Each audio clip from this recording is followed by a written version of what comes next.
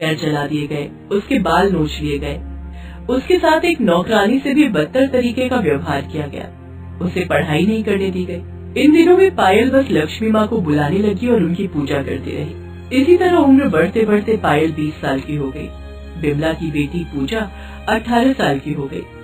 पूजा ने बिमला से कहा, माँ अब मैं बड़ी हो गई हूँ, मुझे मेरे बॉयफ्रेंड के साथ घूमने जाना है, मुझे पैसे दीजिए। मेरे पास पैसे कहाँ से आएंगे बेटी?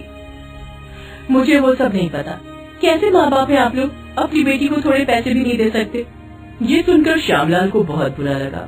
ठीक ही तो कह रही है बेटी, हम कैसे माँ बाप है। सुनो बिमला, अब उन गहनों को हड़पना ही पड़ेगा। लेकिन कैसे? शादी के बाद तो वो गहने उस पायल के हो जाएंगे, तो फिर हमें क्या मिलेगा? मेरे दिमाग में एक आइडिया है। पूजा बेटी, तेरे बॉयफ्रेंड को बोल मुझसे मिलने के लिए। अगले ही दिन पूजा का बॉयफ्रेंड अंकुर बिमला से मिलने आया। पायल तब लक्ष्मी माँ के मंदिर गई हुई थी। वो हफ्ते में एक दिन लक्ष्मी माँ की पूजा करने मंदिर जरूर जाती है और घंटों माँ की मूर्ति के सामने बैठकर पूजा करती है। इससे पुजारी जी भी बहुत खुश होते हैं। वाह पायल बेटी वाह, तेरी भक्ति देखकर तो मुग्ध हो गया हूँ। लक्ष्मी माता के लिए ऐसी निस्वार्थ भक्ति आजकल किसके मन में है? पुजारी जी, ये मेरी माँ ने मुझे सिखाया था कि भगवान से सिर्फ मांगो मत, उनसे प्यार करो।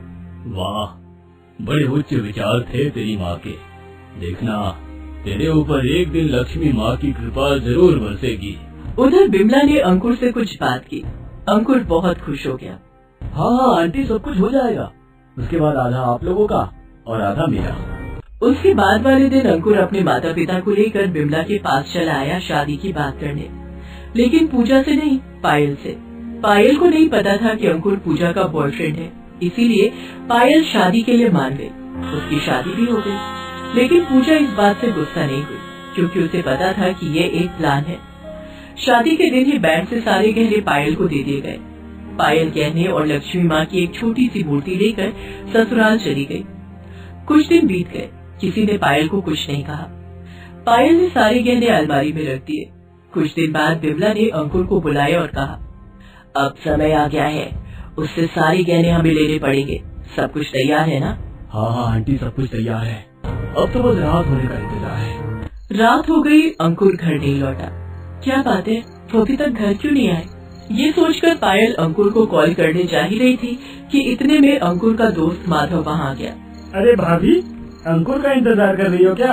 अरे हाँ देवर जी, वो अभी तक नहीं लौटे। अच्छा, तो अच्छी बात है। वैसे पता है क्या भाभी, आप बहुत सुंदर हो। मैं आपके लिए गुलाब का गुलदस्ता लाया हूँ। ये बोलकर माधव पायल के सामने अपने घुटनों पर बैठ गया और गुलाब का गुलदस्ता पायल की ओर बढ़ा दिया। पायल घबरा गई।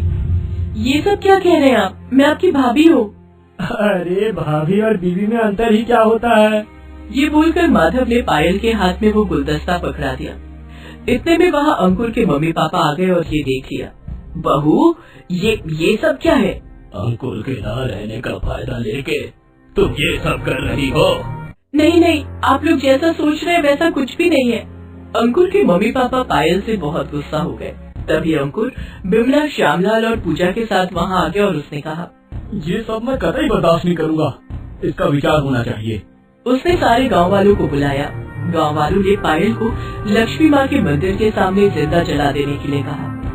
अंकुर ने उसकी तैयारी भी कर डाली। बिमला बहुत खुश हो गई। पायल को मंदिर के सामने चिता के ऊपर लेटाया गया। मेरा विश्वास कीजिए, मैंने कुछ भी नहीं किया। अगर तूने कुछ नहीं किया है तो तू इस अग्नि परीक्षा में पास हो जाएगी। तुझे कुछ नहीं होगा। हाँ, अब लगाओ आग चिता में। अंकुर ने चिता में आग लगा दी। पायल रोते हुए लक्ष्मी माता को बुलाने लगी। हे माता, मेरी रक्षा कीजिए। हे माता, आप महान है, आपको सब कुछ पता है, सिर्फ आप ही मुझे बचा सकती हैं। आज मेरी नहीं, आपकी अग्नि परीक्षा है माँ। और तभी लक्ष्मी माता की मूर्ति से आंसू टपकने लगे और तुरंत उन आंसुओं ने एक विशाल बाढ़ का रूप ले लिया। उस बाढ़ से चिता की आग बुझ गई और आसपास के सभी लोग डूबने लगे। बचाओ, बचाओ, बचाओ! ये क्या हो रहा है? बचाओ! तभी मूर्ति से लक्ष्मी माँ स्वयं बाहर आई। तुम लोग पापी हो, एक निर्दोष इंसान की जान से खिलवाड़ कर रहे हो। तुम लोगों को सजा तो मिलनी ही चाहिए। कुछ गहनों के लिए जो लोग इतना पाप कर सकते हैं, उन लोगों की मृत्यु तो निश्चित है। इसके बाद पानी इतना बढ़ गया कि सभी डूबकर मर गए। पायल को इंसाफ मिल गया। धन्यवाद माता।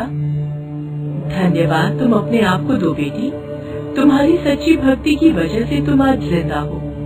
आज से तुम्हें कोई परेशान नहीं करेगा और तुम धन दौलत के साथ सुखी रहोगी। तथास्तु। ये बोलकर लक्ष्मी माँ अदृश्य हो गई और इसके बाद से पायल की तरफ किसी ने आंख उठाकर देखने की भी हिम्मत नहीं की। पायल लक्ष्मी माँ की पूजा करती रही और खुशी से जिंदगी बिताने लगी।